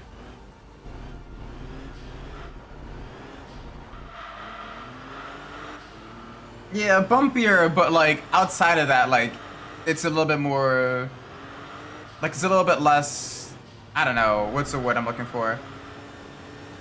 Trash, per se?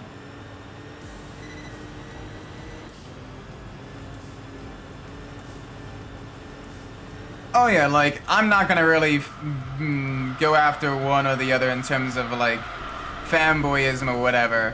I kind of prefer American cars over most other stuff. But, like, I do have an absolute love for pretty much any type of vehicle. Because fast cargo burr is always fun. True, you do need a car for a lot of rural places. But it's also usually a little bit cheaper and usually a little bit safer. Oh, the Torino. Torino is nice as well.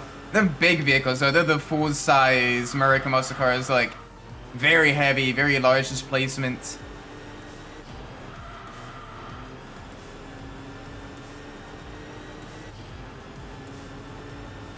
There we go, cross the line. Whoa! The AI cannot drive the Turbo R. And you try to brake and turn with it and it will spin. Really? Damn, you need a high amount of points to upgrade this car. It'll take us a while to get some upgrades here.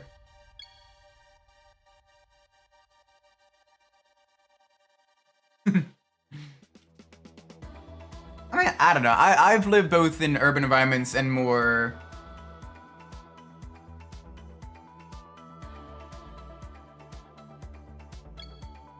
I've been in both rural and urban environments, and it's, I don't know. I've had better luck in more rural environments than urban.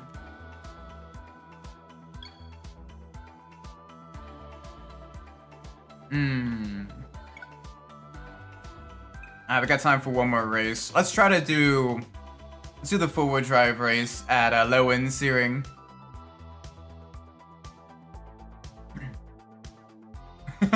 I haven't. I've mostly lived in Pennsylvania and Maryland for most of my life, so...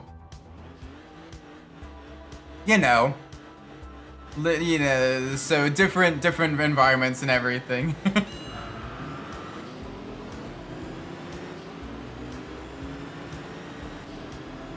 I've lived in Baltimore, I lived in the rural areas outside of Pittsburgh. Now I'm living in a semi-rural area. Not super far away from Baltimore, but still more rural.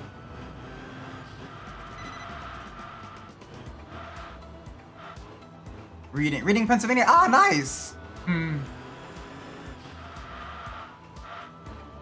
Seems like just suck in rural areas, unless in California it is all fire. Yeah, thankfully, like Maryland, more rural areas. It's one of those things where, like, you can go from, like, rural to suburban to back to rural to then urban in, like, less than an hour.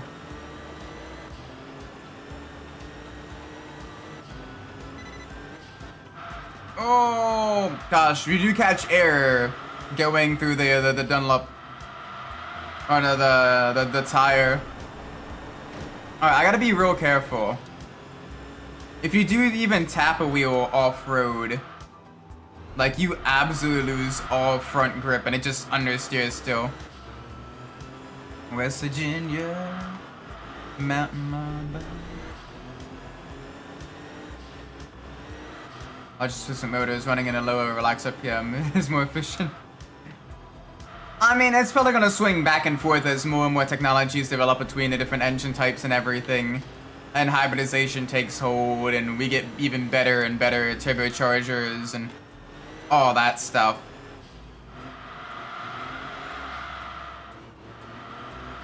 Like we were all talking about cars and all agree that Metro sucks.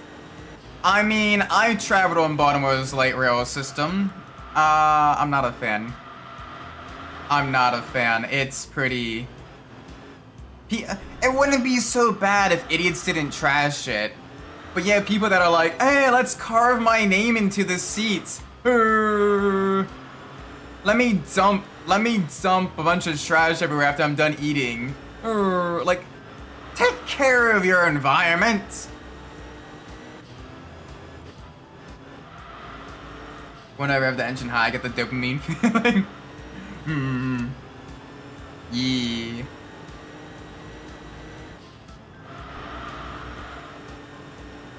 Yeah, turbos, honestly, like, we are in a golden era of performance. As much as everyone's all doom and gloom, like, we are making some really good, like, engines and everything. Really cool cars. Like, just to think, like, back when I was a kid, like, 500 horsepower was, like, god tier supercar level.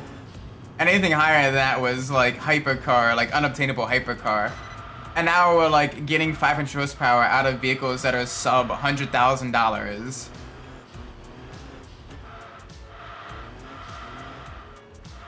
Yeah, unfortunately we do trash everything. I wish people took better care of, like, the services provided to them. But unfortunately they don't, and they kind of end up ruining it for everyone else. And the annoying thing is, it's only a few people doing it as well, but they make enough of a difference to ruin it, which is annoying. It's like, you have, 100 people in the neighborhood, but one person's constantly blasting music. And you're like, well, I don't want to live in the neighborhood anymore because that one person is being a punk.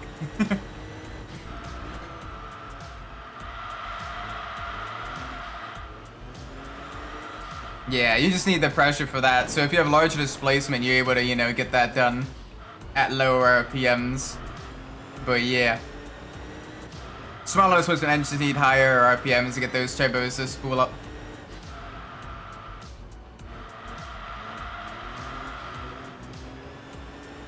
Kitty pics. Oh, I like the kitty. The little tortoise shell bean. Cute little kitty. Cute little bean. All kitties, good kitties.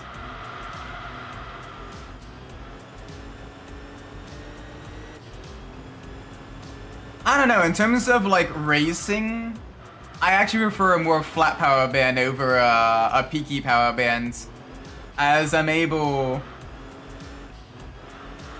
to get the traction down a lot more consistently out of corners and everything.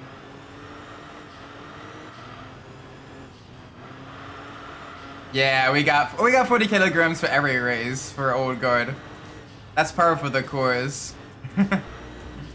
I still gotta do some practice for Masana. I've been doing practice for Zolder. I can't get that first chicane right.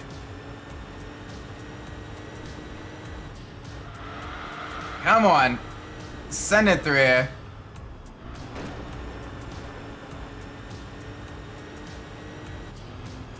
I mean, we may as well get used to it. It's gonna be the same pretty much every track. The old Merc is genuinely quite quick.